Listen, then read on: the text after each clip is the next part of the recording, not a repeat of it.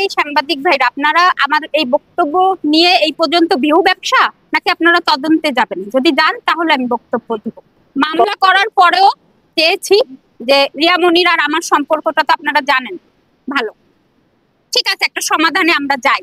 আমরা দুইজনই ডিসিশন নিয়েছি, আমি রিয়া মনি, যে ঠিক আছে আমরা একটা সুষ্ঠু সমাধানে যাই।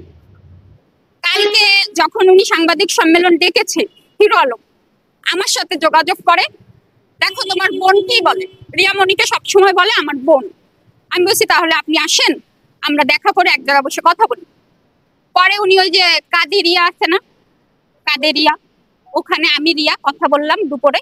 কথা বলার পরে হচ্ছে সে আপনার বললো ঠিক আছে আমি সাংবাদিক সম্মেলন করব না, এই পর্যন্তই বন্ধ, আমরা পরে আস্তে আস্তে সব ঠিকঠাক করে নেব। আমাদের সাথে কথা বলে যেই সে সাংবাদিক সম্মেলন, তাহলে আমাদের সাথে দেখা করার মানেটা কি? তারপরে একটু ওদের দুজনের ভিতর একটু ঝগড়া হয়। পরে সে আমাকে বলে, রাত ধরে আমাকে ফোনে বলে তুমি বোঝাও কি ডিসিশন চাচ্ছে। পরে এক পর্যায়ে আমি তার সাথে কথা বলতে বলতে বলছে কি তাহলে তুমি আসো তোমার সাথে কথা বলি। আমি আসলাম, আসার পরে হচ্ছে আপনার ওই যে মহানগর একটা রেস্টুরেন্টে বসলাম কিছু সময়। বসার পরে ওখান থেকে চলে গেলাম হচ্ছে আপনার হাতির ঝিলে, যে হাঁটলাম ওখানে লোকজন দেখেছে। রেস্টুরেন্টে আপনার সিসিটিভি নেন, কাদেরিয়া সিসিটিভি নেন। আমার এই মিথিলা একটা কথা যদি, হ্যাঁ প্রথম দিন সাংবাদিক সম্মেলন করেছিলাম আমি অসুস্থ, কোনোদিন, আমি তো মিডিয়ার মেয়ে না, ক্যামেরা আসেনি, কথা তো ওলট পালট হবেই। পরে কথা বলতে বলতে রিয়ার সাথে কথা হয়েছে, রিয়া তাকে কন্ডিশন দিয়েছে মিথিলাকে স্বীকৃতি না দিলে আমি তোমার কাছে ফিরবো না।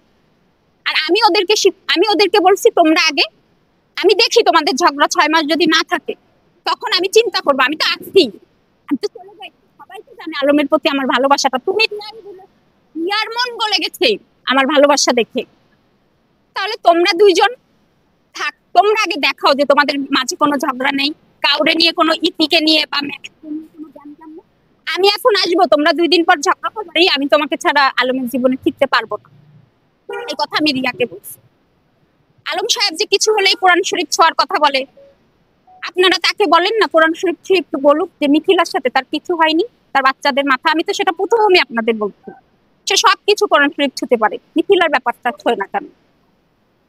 আজকে আমি দেখা করার পরে আমরা মিটমাটে আসছি যে মিটমাট হয়ে যাবে। আমি রিয়ার মেয়েকে নিয়ে আমার বাসায় গেছি, এর ভিতরে আমি ভিডিও কল দিয়ে দেখি রিয়া আর হচ্ছে আপনার ম্যাক্স ছবি, রিয়া আর আলম কথা বলছে। আমি বলছি ঠিক আছে আজকে সব ঠিকঠাক হয়ে যাবে, কিন্তু যে আপনার এই জ্ঞানটা মারাম মনে হয় আজকে সব ঠিকঠাক হয়ে যাবে, কিন্তু যে আপনার এই জ্ঞানটা মারাম।